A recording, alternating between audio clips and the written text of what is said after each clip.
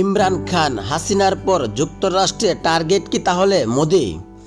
বাংলাদেশে শেখ হাসিনার ক্ষমতাচ্যুতির কলকাঠির পেছনে মার্কিন যুক্তরাষ্ট্রের সম্পৃক্ততা দায়ী করেছেন অনেকে, যদিও এমন অভিযোগ বরাবরই অস্বীকার করেন আসছেন যুক্তরাষ্ট্র।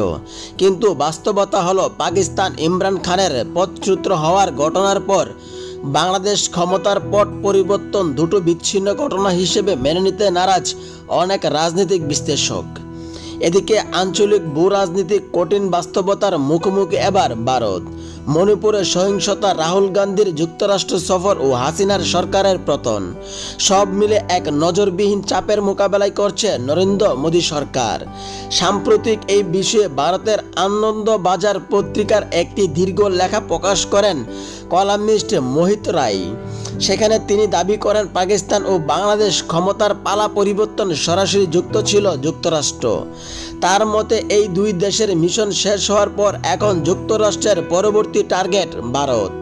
মোহিত রায় বলেন, বাংলাদেশের গত কয়েকটি সাধারণ নির্বাচনে আদৌ অবাধ্য ছিল না এবং জনসাধারণ এই নিয়ে যথেষ্ট ক্ষুব্ধ ছিল। কিন্তু চাকরিতে সংরক্ষণ বিরোধী আন্দোলনকে সরকার পতনের সহিংসতা রক্তাক্ত গণ অভ্যুত্থানের পরিণত করাটা স্বাভাবিক মনে করেনি। ফলে ছাত্র আন্দোলন পরিণত হলো ভারত বিরোধী ইসলামপন্থী শক্তি পুনর্বাসন, যা আমেরিকা ও পশ্চিমা শক্তির পছন্দের ছবি। বাংলাদেশের গণ অভ্যুত্থান ঘটার আগে একজন মার্কিন কূটনীতিক আলোচনায় আসে, আর তার নাম হলো মিস্টার ডোনাল্ড লো। অনেকে বিশ্লেষক মনে করেন হাসিনার সরকারের পেছনে মূল ছকটাই করেছিলেন এই ডোনাল্ড লো।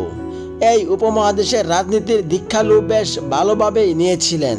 তিনি 1992 সাল থেকে 1994 সাল পর্যন্ত পাকিস্তানের পেশোয়ার রাজনৈতিক কর্মকাণ্ড হিসেবে কাজ করেছেন।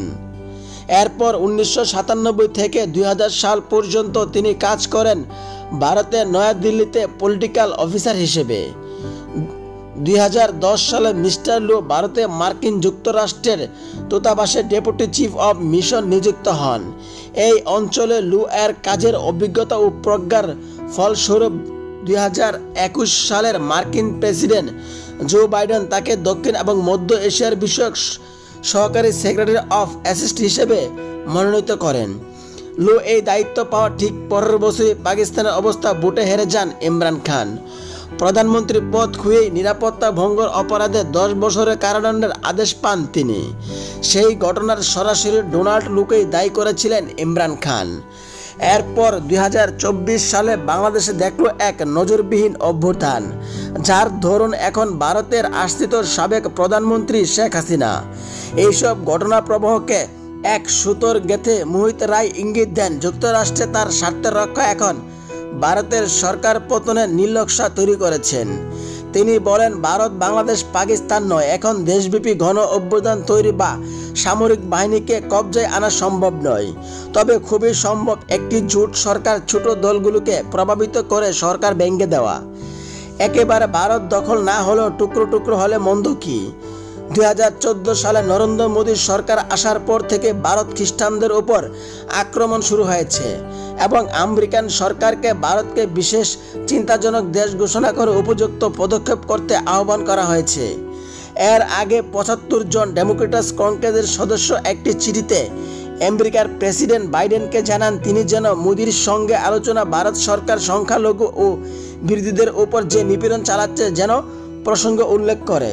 সুতরাং প্রশ্ন ওঠে, ইমরান খান হাসিনার পর টার্গেট কি তাহলে নরেন্দ্র মোদী?